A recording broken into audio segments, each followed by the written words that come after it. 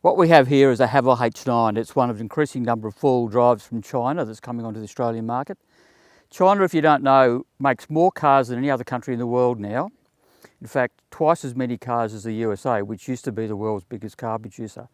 They even make more cars than the whole European Union combined, so it's more than Germany, France, UK, Spain, Italy, all added together. They do that off the back of an enormous domestic market that's becoming increasingly more affluent, especially more affluent middle class, so they can afford vehicles like this.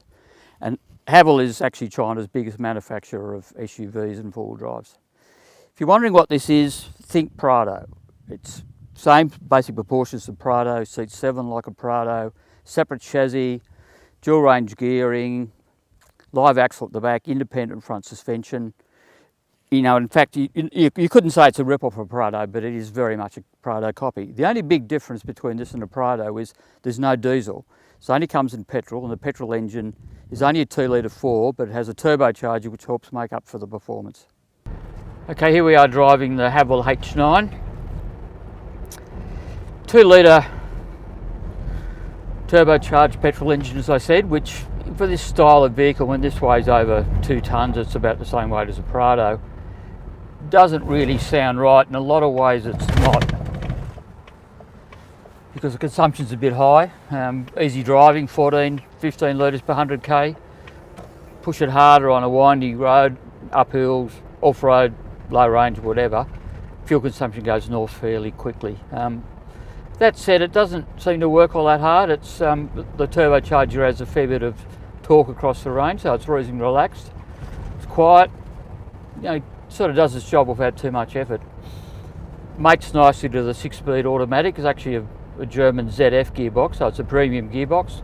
So good quality shifting, smooth, picks the right gear at the right time, and makes up for what shortcomings the engine has in terms of bottom end power. Full-time four-wheel drive also helps on this sort of gravel road we're on now. All sorts of driving conditions, but you don't have to worry about going from 2-wheel drive to high 4. It's in 4-wheel drive, so it's good touring vehicle in mixed conditions. As for the chassis, the steering's pretty light and probably on centre is a bit vague at times, but you get used to it. It's not too bad. Suspension's soft, very comfortable on bumpy roads. At higher speeds, again on bumpy roads, it gets a little bit untidy, but nothing that a decent set of aftermarket dampers wouldn't fix. I mean, I think the spring rates are probably fairly close to the mark, but just some sort of better controlled dampers would make the thing much more enjoyable and handy on sort of Australian conditions. I just probably think they haven't tuned it for the sort of roads that we've got in this country. What it does have is an absolute truckload of equipment. I mean, it's got everything that opens and closes. It's sat-nav, sunroof, heated seats, air conditioning seats. The seats have even got a massage function. You know, everything you really want. I mean, the only equipment it doesn't have is any high-end safety stuff like blind spot monitoring, autonomous braking, lane departure warning. And you get all that for a little bit over 50 grand. I mean, that's sort of, you know, to get that in a Toyota Prado, you're probably looking at a Kakadu model, and that's what mid-80s plus on-road costs. So for what you get, it's cheap. Look, while this thing's extremely well equipped and well equipped for the money, what it doesn't have is the option of a diesel engine. It's the petrol turbocharged 4-cylinder engine is the only engine option, which is a shame, because what it really needs is a diesel. I mean, a 2.5 to 3 litre diesel, say 130, 140 kilowatts, 450 newton metres, give or take a bit.